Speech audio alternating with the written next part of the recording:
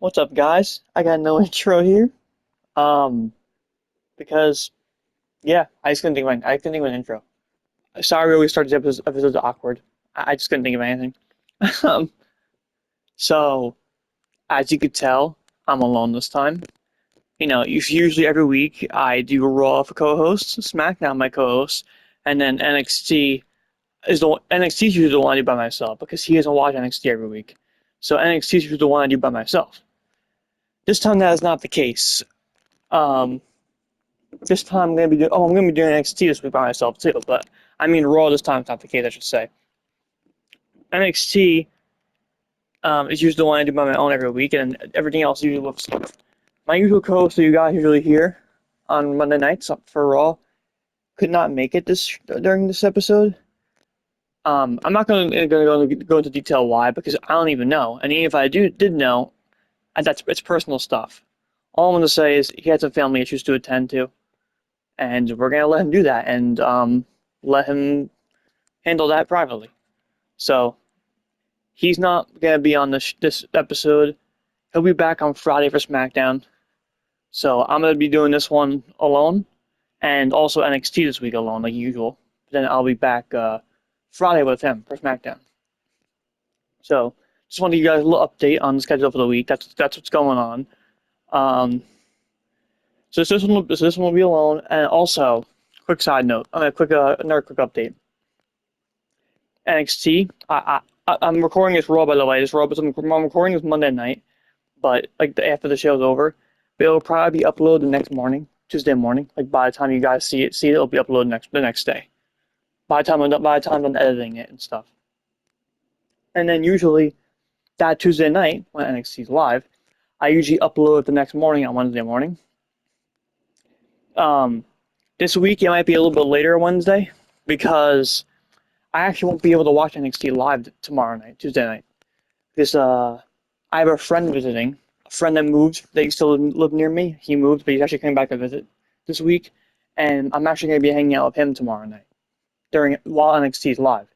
So I'm not going to be able to watch NXT live this week. So I'm probably going to be watching it the next day on Wednesday morning, which is usually when you guys see it uploaded. So the time I usually upload, basically, I'll be watching the show. So it'll probably be uploaded later that day. So slightly later than usual, but still probably the same day. That's all I want to let you guys know. And then SmackDown Friday will be the usual schedule.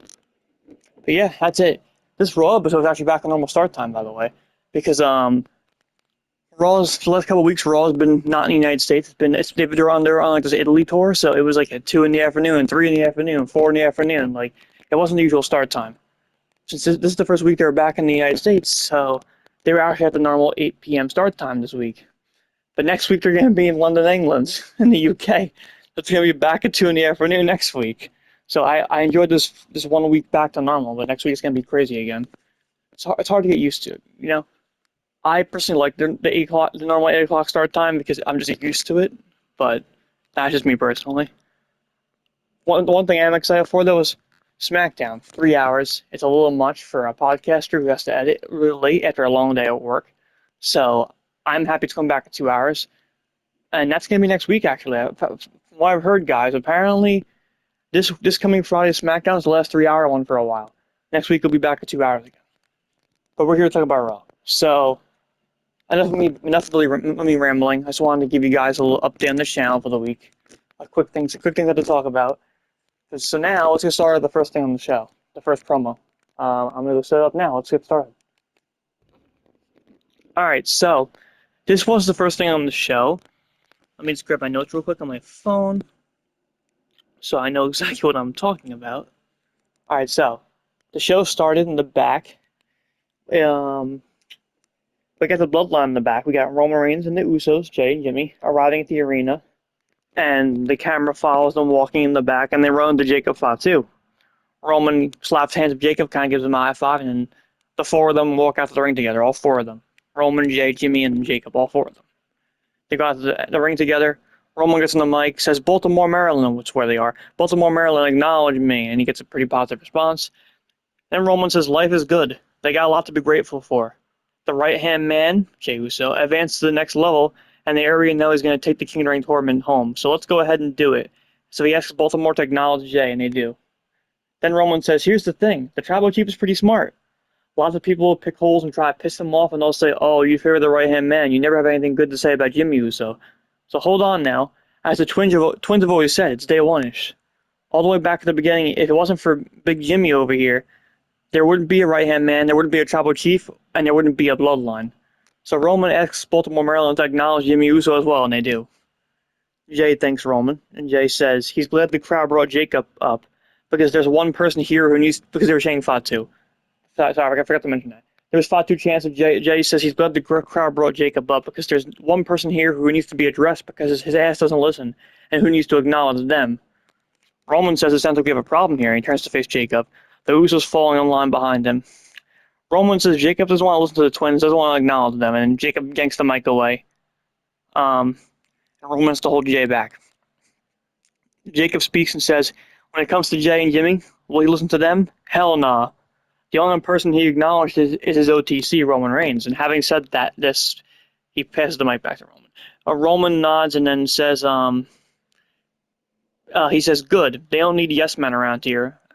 So he calls for something. A crew member brings a wooden box to the ring, and Roman brings out like a necklace of like amber shells on it. It's basically a second Ula Fala. The thing rolling around his neck, he got a second one. He tells Jacob they're terrified back there. He hears the whisper that the Bloodline's gonna run the business again. The newsflash: the Bloodline's always been here, and the Bloodline is forever. When the Wild Samoans ran the territories, that was the Bloodline. When Yokozuna was the world champion, that was the Bloodline. When Rikishi danced his ass off, that was the Bloodline. When the Umaga main event of WrestleMania, I don't think that happened, that was the Bloodline. When the Usos became the greatest tag team ever, that was the Bloodline. When Roman Reigns was born, that was the Bloodline. When his kids team with Jacob's kids in 20 years, that was the Bloodline too. He always hears Jacob say he's an outsider, but no more. He's on the inside now. Roman welcomes him to the family business and to the Bloodline. Welcome, Jacob. You're now officially a member of the Bloodline. And he puts the Ulufala around Jacob's neck and throws the one up. Jacob falls in line behind him, and then Roman, Jacob, Jimmy, and Jay, who doesn't like this, they all put their ones up together. So basically, this is just like how when Sami Zayn was in the group, Jay didn't like Sami. When Sami first joined the Bloodline, Jay hated him. It's basically the same thing's happening here with Jacob. I kind of like this. I know a lot of people have been saying that, it's repetitive, it's the same old Bloodline story, but it's cool to like making Jay that character again. I like it. It's fun. So Jacob's now officially in the Bloodline. He put the ones up Roman, Jay, and Jimmy. Like Jacob's officially a member now. Like Jacob has fallen in line. Then we see, you guys probably know this person, a big celebrity in the celebrity world. Eric Andre is in the front row. He slaps hands at Roman as they're leaving. Jay leaves him hanging, but Jimmy comes in for a fist pump. When Andre passes Jacob on the back and he tries to grab at the Ulufala, so Jacob gets mad. Jacob pulls him over the barricade and throws him into the ring. Jacob starts hammering Andre with headbutts, and security runs in to break it up. Jacob heads up top, and Roman comes back to the ring and starts to calm him down before telling him, you know what? Nah, you can go do what you gotta do. So Jacob does a diving splash on Andre. And the Bloodline go leave, but Roman tells Jacob to do it one more time. So Jacob does another splash. And Roman tells the camera that if you want it, you can get it. And they don't want to do it, but if you force their hand, they will do it. That was pretty much it. Now we go to our first match of the night. That was a fun opening segment, but a solid opening. But now here's our first match tonight. This is the Queen of the Ring semifinals round match. It's Io Sky versus the Judgment Day, Raquel Rodriguez. No one's at ringside, no Judgment Day, no nothing. Just Io and Raquel, the two of them alone, that's it. So the winner of this match goes on to the finals to fight. They're going on to the finals to face the winner of the other semifinals match on Friday, on SmackDown this Friday, which is Charlotte Flair versus Liv Morgan. This is a pretty fun match. I enjoyed it. Io and Raquel were pretty good together. But in the end, Io Sky won. I think that was the right call. Raquel, look, I'm not a fan of Raquel. During Judgment Day, she's gotten a lot better. But at the same time, I don't think she needs this. I think Io Sky needs it more. So, sorry, I got her most things. I think she needs it more. I'm happy that they gave it to her. So yeah, Io Sky is now officially in the finals at Night of Champions. So that now we know the finals is going to be either Io versus Liv or Io versus Charlotte. That's it. What's next? Then next we get Liv Morgan and Roxanne Perez are in the back. We're talking about Raquel's loss just now in the match. Liv says it's a bummer, but now they should focus on her and Dominik Mysterio winning the tournament. Basically, Liv still being like, selfish and like not caring about the group. And then this was kind of funny. This was a very interesting interaction. I never expected to see these two interact, but it was kind of fun to see. Liv goes to knock on the door, and it's Danhausen. Liv wants help with something. She basically butters Danhausen up and flirts with him, and he finds a jar of teeth and asks what she wants. She wants him to curse. She says she wants him to curse Wwe Femi for Dominik, and Danhausen demands human monies, a spot in her music video, more human monies, a song about himself, more human monies, and Liv gets angry and frustrated and he walks off and he doesn't even care anymore. It's kind of funny. I enjoyed that. Then we hear a video package recapping the whole Danhausen Nick's curse saga. By the way, guys, side note, I don't really follow baseball that much. My brothers do, so I found out from them. But New York Knicks fans, I'm happy. It's 53 years. I'm now a fan. I'm getting into NBA. Jalen Brunson's a beast. That Knicks game was crazy. But anyway, then we get a little video package for the feud between Seth Rollins and Braun Breaker, and so they're now tied 1-1. Braun won one match, Seth won the other match. They're tied 1-1 now, and now we're gonna get the third and final match in their feud at Night of Champions, and it's gonna be a steel cage match. That should be fun. We'll see who wins that. Who I think is the right choice there is Braun Breaker. But who I think they're gonna choose to win that? Seth Rollins. This company's too predictable. Anyway, next we go backstage. Lyra Valkyria is chatting with Raw GM Adam Pearce, and then as of last week at that Soul Ruka match. By the way, Soul Ruka I don't think is on this. I don't believe she's on this show. They give Soul Ruka the week off, which, some people might be concerned. It's fine. If you want a week off, it's fine. Then LA Knight comes in and talks to Adam Pearce, who says he must be pissed off, but Knight laughs it off because everything would happen exactly the way he said it would when he got pinned by Jey Uso on SmackDown Friday. Pearce said the ref's decision is final. LA Knight asks if, Pearce says Soul's Dakota isn't with Roman last time he checked, like they teased on Friday. Knight says, did you find that one out? One was Roman Reigns' Heart to Hearts. And Knight says he's going to go handle this the only way he knows how, his way, and he walks off. Then we get Chad Gable being interviewed in the back. Chad Gable says after losing the mask and gaining the respect for Lucha Libre, he's realized he's been wrong about a lot the last few years, and he has some amends to make. He hopes he started that process with Rey Mysterio last week, but tonight, after he's done with Rusev, he has other amends to make. Then he runs the Maxine Dupree, still chatting the Boston Theory of division. So Chad stops for.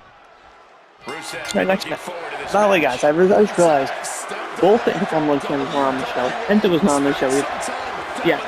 Anyway, Chad Gable versus Rusev. After they kind of set up last week in a brawl. Pretty fun match. Because, if these two, of course, they're going to be good. Ethan Page and Rusev's lethal lines is still happening. During the match, Ethan Page comes out at one point to distract Chad Gable. But in the end, Chad Gable wins by submission with an ankle lock. If he talks about Rusev, it's great for Rusev's career, but great for Chad Gable's. In post-match, Ethan Page comes out and helps Rusev beat up Chad Gable. But then Rey Mysterio and Dragon Lee come out and make the save. They start battling Ethan Page and Rusev, and they save Chad Gable. And Rey, Dragon, and Chad hold their hands up together and stand tall. So, solid stuff. It was fun. Then we go back to the Roman Reigns, telling a crew member to make sure the jet is fueled up and the food is ready.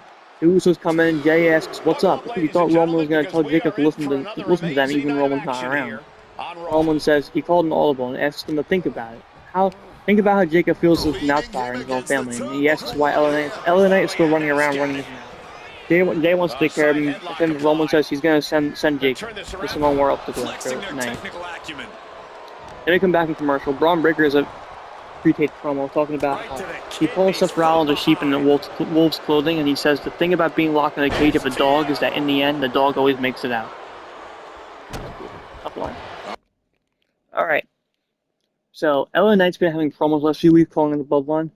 So I mean, it makes you think that he's probably challenging Roman Reigns next. So now a promo here. LA Knight comes out, gets a mic. He said he lays. He said he's basically starts by saying he lays down and says for anybody who missed SmackDown, that's how he ended his night. But yeah, he laid down because he got pinned by Jey Uso in the King of the Ring semifinal, quarterfinals. Um, he knew he was right about one thing, and he'll get to that in a minute. But because he was laying in that ring on Friday and thought he could lay in that ring all weekend, but then he remembered he had to get here tonight to Baltimore. He got a call from a friend who asked him to come home for a few days and take it easy, but he didn't understand. He's got to get to Baltimore. On his way here, somebody called and said, King of the Ring is out of reach. Why not take the week out? But he said he don't understand. He's got to get to Baltimore. And now he stands here in Baltimore and he's home. I think it's his hometown. He didn't return home a king or a champion, but with or without a crown or a title. It's still his game, and you all know his name, and that means that he's always been fighting the odds. He doesn't give up because he doesn't know how. He's always fighting numbers, whether it's the Bloodline, the MFTs, Division, the Bloodline 2.0, and you know why? He didn't have a famous dad or a tribal chief to help him get along. And he's seeing Roman Reigns manipulate Jacob Fatu, and one of these days, he's going to have his own meme coin so he can scam each and every one of you individually. He says every member of the Bloodline came down Friday, just like he said, which is true. Plus one in the form of Solo Sikoa. One Samoan Spike later, and Jey Uso's moving on in the tournament. Then Jimmy Uso enters. He says he's just out here to talk to LA Knight. He knows he's got legit beef with their family, especially with all the crap that went down a few years ago. But that was a few years ago, and Knight needs to believe things are different now. Solo Sikoa doesn't run with them anymore, and he does whatever he wants, and Knight knows that. Knight says he doesn't know anything. Solo cost him the match and won it for Jey. So is he really going to say if he goes and finds Solo and drops him on his head and resets in the factory settings, the Bloodline really isn't going to come after him? Jimmy says that's exactly what he's saying. If it comes down to a singles match, he's got Big Jim's word. It'll be just the two of them one-on-one. Then Jey Uso enters. The crowd wants him to run it back, but he stays serious. He says he's saying what Jimmy is saying is right. They told Knight over and over and over again that Solo was on his own. He needs to accept that, but he's not out here for that or even for an apology. He's out here for one thing. Knight tells him to stop, and he guesses that the one thing he's out here is for him to acknowledge his little tribal chief. Jey says no, he's better than Knight, and he puts his ass out of the King of the Ring tournament. Fair and square, one-on-one, in the Ring on Friday, and what he needs his ass to do is acknowledge him. Knight says fair and square on his own. He says he didn't see this coming and didn't expect to be acknowledging Jey, but if he's going to be honest, with all the numbers running around, it's a bit of a compelling offer. Knight puts his one up and acknowledges Jey and kisses his ass. Jimmy tries to play peacemaker but gets shoved out of the way so Knight and Jey can brawl. Jimmy super kicks LA Knight to break it up. It says he was trying to tell him and make it easy. Jey goes out, gets a chair, but Jimmy gets in front of him. It says it doesn't have to be like this. Jey shoves Jimmy aside, rushes Knight at the chair. Knight gets to bury him. Jimmy, it's a huge brawl pretty much. Basically, they're still playing the story out of like Jey is becoming mini Roman. Jimmy though is like trying to be a good guy still. Then Jacob Fatu comes out and chokes Knight out with the tongue and death grip. And the Usos and Jacob stand tall overnight. Fun segment. Good stuff. And back in commercial, the Usos are arguing in the back, and Jacob says they tried Jey's way and they tried Jimmy's way, and both ways were ass. So he did the OTZ's way. And again, one of those NXT Origins like video packages. They have one for Tiffany, for Damian, for Rhea, and they got one for Alexa Bliss now. That's pretty good. Charlotte, and up next, Charlotte Flair is gonna have a match with Alexa at ringside, which we're gonna set that up right now. Charlotte Flair is ready for action. So this is kind of like the further build because, again, semifinals between the ring, a little bit more versus Charlotte Flair on Friday with Fire and SmackDown. This is kind of like some build for it because Charlotte's kind of with partner, Roxanne. So, yeah, Charlotte Flair, Alexa Bliss at ringside versus Judgement Day's Roxanne, Perez, with her ringside, with Liv Morgan, who's the Women's World Champion still, by the way, with no challenger. She's going to main champion. She is. Fun match toward the end. Alexa Bliss and Liv start having a little ringside brawl, and Charlotte wins by submission with a big ring. Charlotte wins the match. And that was it. Not much to explain here. Solid match. That's pretty much it for that. And now we're going to the next segment. Devon Evans. Next match. Alright. Well, actually, no. Sorry. Promos actually first. I'm spectating the match for you guys. Javon Evans comes out for a ring interview because he will be fighting Jey Uso this Friday on SmackDown, I believe, in the ring semifinals, the other one, at the main event. Javon, as he was basically for the build for it, Javon addresses Jey Uso with the barrel of the camera. He says he knows Jey has the experience, but he's gonna put a belt to his ass and then he's out of the competition. Once he wins King of the Ring, everybody's gonna say, "Your boy is bouncing." Two members of the division come out. A world taking champion Austin Theory comes out, and then I think with him, Logan Paul is actually back. He's still injured. He has a huge elbow brace. Logan says he's not here for them. He's here for Javon. He tells Javon he's gonna watch him. He's a generational talent. The thing about him is he has untapped potential. He sees through the cool kid who got personas. He's like, well, we're just killer. But he can't beat that on his own. The Vision, of course, are the right people to bring that out of him. And he formally invites Javon to join the Vision. Javon makes it look like he's gonna shake Logan's hand, but then says, "Hell no." Logan says, "Okay then." Maybe his arm has him tripping or something. Maybe he misphrased it, but that wasn't an invitation. It was a mandate. Javon Evans is the Vision.